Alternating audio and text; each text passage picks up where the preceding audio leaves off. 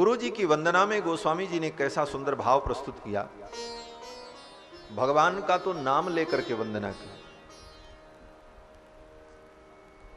लेकिन गुरु का नाम लेना उचित नहीं माना जाता। गुरु का नाम लेकर के पुकारा जाए, बोला जाए तो अपराध होता है। इसलिए गोस्वामी जी ने संकेत में गुरु जी का नाम लिया। बंदऊ गुरुपद कंज कृपा सिंधु नर रूप हरि। नर रूप हरि, इनके गुरुदेव भगवान का नाम है श्री नरहरिदास जी महाराज। तो श्री नरहरिदास, श्री नरहरि कहते तो गुरु जी का नाम हो जाता, और गुरु के नाम उच्चारण से दोष होगा। तो संकेत में नाम लिया, नर को आगे किया, हरि को बाद में, और बीच में रूप डाल दिया। कृपा सिंधु नर रूप हरि, अर्थात गुरुदेव कौन है? बोले नर के रूप में हरि ही है। गुरु में और भगवान में कोई अंतर नहीं। संत भगवंत अंतर निरंतर नहीं। संत में और भगवंत में कोई अंतर नहीं, गुरु में और भगवान में कोई अंतर नहीं। स्वयं भगवान ने कहा है कि आचार्यम माम विजानीयात नावमन्येत करहचित। भगवान कहते हैं कि आचार्य को मेरा ही स्वरूप समझो। आचार्यम माम विजानीयात, गुरु को मेरा स्वरूप समझो। नावमन्येत करहचित, कभी उनकी अवमानना मत करो।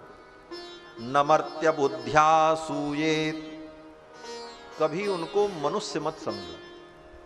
नमर्त्य बुद्ध्या सूयेत, गुरु के प्रति मनुष्य बुद्धि नहीं रखनी चाहिए कि जैसे सब मनुष्य हैं, सब मनुष्यों का शरीर हाड़ मांस का बना हुआ, उसी प्रकार हमारे गुरु जी का भी शरीर हाड़ मांस का है। ऐसी बुद्धि नहीं होनी चाहिए। नमर्त्य बुद्ध्या सूयेत, उनको मनुष्य मत समझो। क्यों? बोले सर्वदेवमयो गुरु। गुरु कौन है? बोले समस्त देवताओं का स्वरूप है। तो गुरु में, आचार्य में मनुष्य बुद्धि नहीं होनी चाहिए। तो कौन सी बुद्धि हो? बोले गुरु को मनुष्य मत समझो, नर मत समझो, नारायण समझो। इसीलिए गोस्वामी जी महाराज कहते हैं कृपा सिंधु नर रूप हरि। जो नर के रूप में हरि, रूप तो नर का है लेकिन है कौन? बोले हरि। महामोह तम पुंज जा सुबचन रवि कर निकर। महामोह रूपी अंधकार के पुंज को विनष्ट करने वाला प्रकाश जिनकी वाणी से प्रकट होता है, जा सुबचन रविकर निकर। ऐसे गुरु की हम वंदना करते हैं। गुरुदेव की वंदना की, और फिर आगे भी चौपाई में गुरुदेव की वंदना की। बंदों गुरुपद पदुम परागा, फिर गुरु जी के चरण कमल की वंदना की, फिर गुरुदेव के चरण कमल रज की वंदना की। गुरुदेव के चरण कमल रज की वंदना की, और इन सब की वंदना करने के बाद ब्राह्मणों की वंदना की। बंदों प्रथम महीस, और इन सब की वंदना करने के बाद ब्राह्मणों की वंदना की। बंदों प्रथम महीसुर चरणा। वंदहु प्रथम महीसुर चरणा। वंदहु प्रथम महीसुर चरणा। मोहे जनित संशय सब हरना। मोह जनित संशय सब हरना। बंदहु प्रथम महीसुर चरणा। महीसुर चरणा। महीसुर, मही माने पृथ्वी, और पृथ्वी के जो देवता हैं इनकी वंदना की। ब्राह्मण पृथ्वी के देवता हैं, और शास्त्रों में तो यहां तक कहा गया है कि ब्राह्मण किस कारण से देवता हैं, इस पे अगर विचार किया जाए तो शास्त्र कहता है कि ये संपूर्ण जगत देवताओं के अधीन है। दैवाधीनम जगत सर्वम, ये संपूर्ण सृष्टि देवता के अधीन है। जल के देवता वरुण हैं जो जल पर नियंत्रण रखते हैं। वायु देवता वायु पर नियंत्रण रखते हैं, चंद्रमा सूर्य ये सब देवता ही, पृथ्वी का नियंत्रण करने वाली भूदेवी इसकी अधिष्ठात्री देवी, यहां तक कि पेड़ में देवता, पत्ते में देवता, सर्वत्र देवता का चिंतन किया गया। संपूर्ण सृष्टि देवताओं से ओतप्रोत है, तो संपूर्ण सृष्टि देवताओं के अधीन है। दैवाधीनम जगत सर्वम, देवाधीनम जगत सर्वम, संपूर्ण सृष्टि देवताओं के अधीन। और वो देवता किसके अधीनम च देवता, देवता मंत्र के अधीन है। मंत्र पढ़ो तो आएंगे, मंत्र पढ़ो तो प्रसन्न हो जाएंगे, मंत्र की साधना कर लो तो देवता प्रकट हो जाएंगे। तो देवता किसके अधीन है? बोले मंत्र के अधीन। जगत देवता के अधीन है और देवता मंत्र के अधीन है। देवाधीनम जगत सर्वम मंत्राधीनं च देवता। और वो मंत्र किसके अधीन है? बोले ते मंत्रा ब्राह्मणाधीना, वो मंत्र ब्राह्मण के अधीन है, क्योंकि ब्राह्मण ही वेद पढ़ करके उन मंत्रों को अनुभव करता है और फिर उन मंत्रों को बताता है। तो ये जितने वेद के मंत्र हैं, जिन मंत्रों के अधीन देवता लोग हैं, वो मंत्र किसके अधीन हैं? ब्राह्मण के अधीन हैं। ते मंत्रा ब्राह्मणाधीना तस्मात् ब्राह्मण देवता, इसीलिए ब्राह्मण देवता है। इसीलिए ब्राह्मण देवता की महिषुर की वंदना की। बंदो प्रथम महिषुर चरणा, मोह जनित संशय सब हरना। ब्राह्मण की विशेषता क्या है? बोले मोह जनित संशय सब हरना। जिनके उपदेश के द्वारा मोह जनित संदेह नष्ट हो जाता है। अज्ञान जनित जो संदेह है, वो संदेह कब नष्ट होगा? बोले जब ज्ञान प्राप्त हो। और वेद शास्त्र का ज्ञान ब्राह्मणों के द्वारा ही प्राप्त होगा और उस ज्ञान के द्वारा ही मोह का नाश होगा। इसलिए मोह जनित संशय सब हरना। और इसके पश्चात वो स्वामी तुलसीदास जी ने राम कथा के स्वरूप का वर्णन किया, सत्संग की महिमा बताई। सत्संग की कितनी महिमा है। संत समाज रूपी तीर्थ राज प्रयाग में स्नान करने का फल क्या है, इस रूपक के द्वारा सत्संग की महिमा का वर्णन। संत समाज को गोस्वामी तुलसीदास जी ने तीर्थराज प्रयाग के रूप में अनुभव किया। ये संत समाज कैसे हैं? बोले चलते फिरते तीर्थराज प्रयाग, जिम जग जंगम तीर्थ राजू। लेकिन अंतर है। अंतर क्या है? बोले तीर्थराज प्रयाग जो इलाहाबाद जनपद में है, वो तीर्थराज प्रयाग तो वहीं रहते हैं, वो कहीं नहीं जाते। कोई उनके पास जाए तब उनका लाभ ले पाता है। लेकिन ये संत समाज रूपी तीर्थराज प्रयाग ऐसे हैं जो ये स्वयं चल चल करके सबके दरवाजे पहुंच जाते हैं। जिम जग जंगम तीर्थ राजू। जंगम का मतलब चलायमान। आज की भाषा में जिसको मोबाइल कहा जाता है, चलता फिरता, तो उसी प्रकार ये संत समाज कौन है? बोले चलता फिरता तीर्थराज प्रयाग, जिम जग जंगम तीर्थ राजू। और इनकी विशेषता क्या है?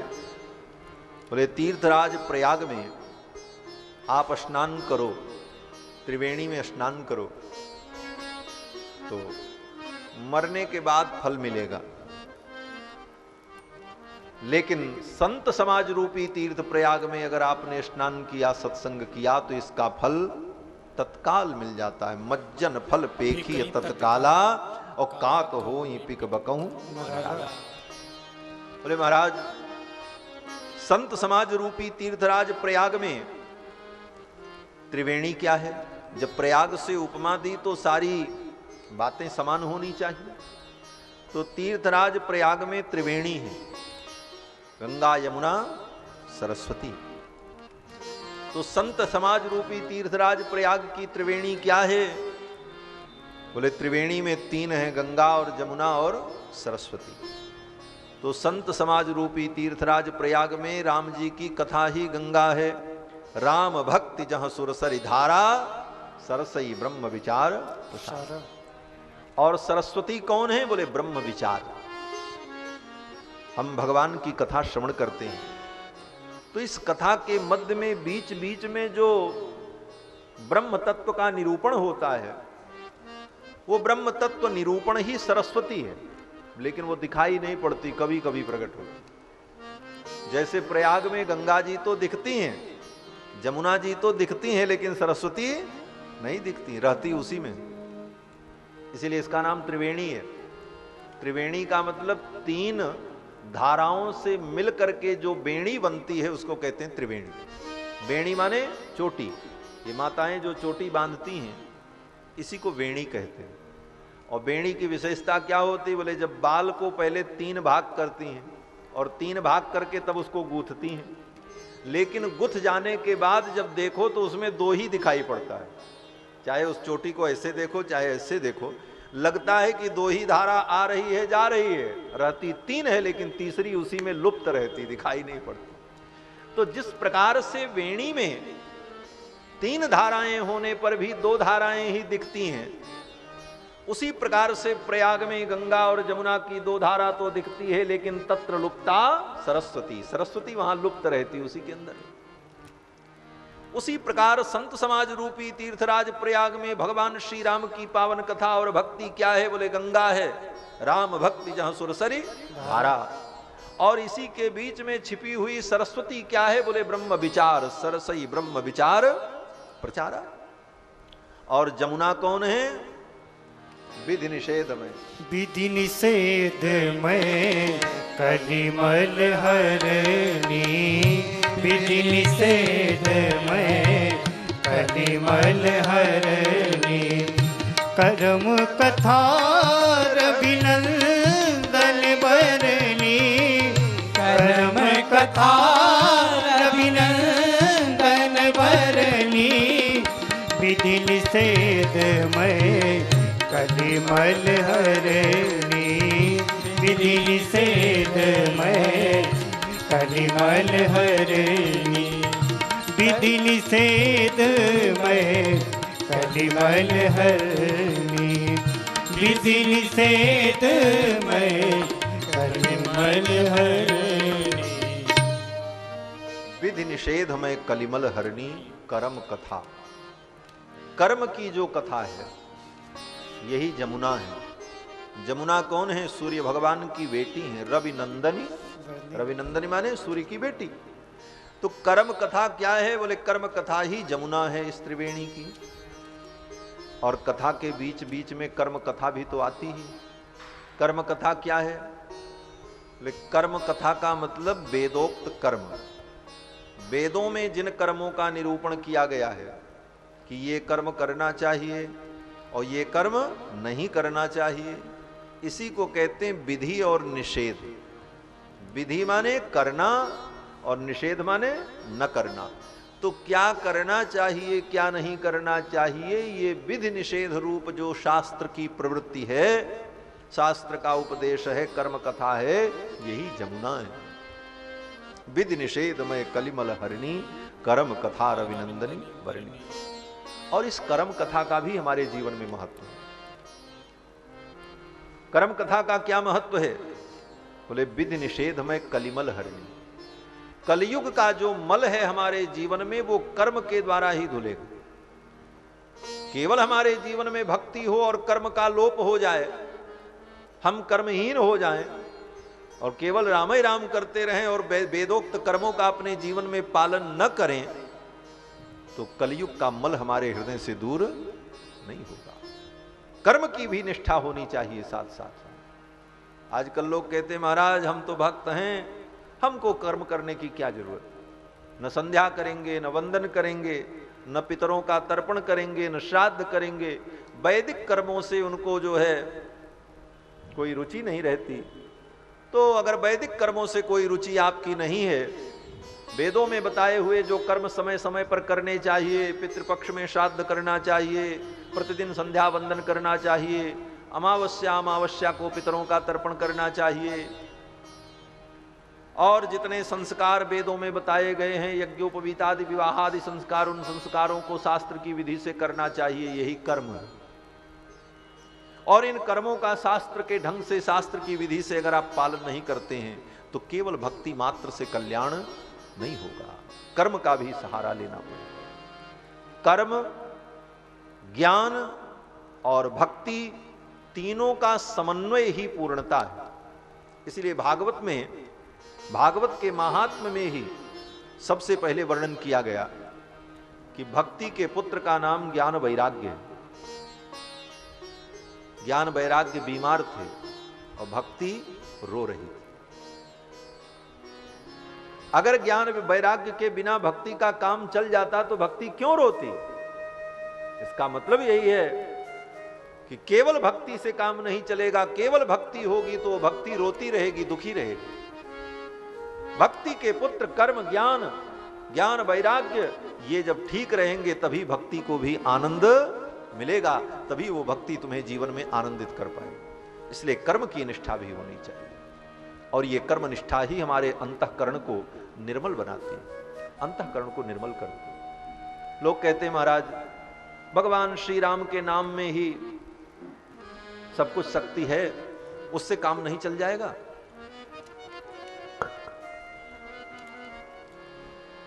लोग कहते हैं महाराज संध्या वंदन करना कोई जरूरी है? हम सवेरे 11 माला राम नाम का जप कर लेते हैं, हनुमान चालीसा पढ़ लेते हैं, क्या इतने से काम नहीं चल जाएगा? संध्या वंदन करना ही पड़ेगा। बोले काम तो चल जाता, काम तो इतने से चल जाता, लेकिन दुर्भाग्य से तुम ब्राह्मण हो गए, दुर्भाग्य से तुम क्षत्रिय हो गए, दुर्भाग्य से तुम वैश्य हो गए। अगर तुम ब्राह्मण क्षत्रिय वैश्य नहीं होते, चांडाल होते, अंत्यज होते, तो तुम्हारा केवल इतने से काम चल जाता। लेकिन अगर ब्राह्मण के कुल में, क्षत्रिय के कुल में, वैश्य के कुल में उत्पन्न हुए हो तो इतने से काम नहीं चलेगा। संध्या वंदनादि कर्म को भी करना पड़ेगा, तभी कल्याण होगा। कर्म का लोप जीवन में नहीं होना चाहिए।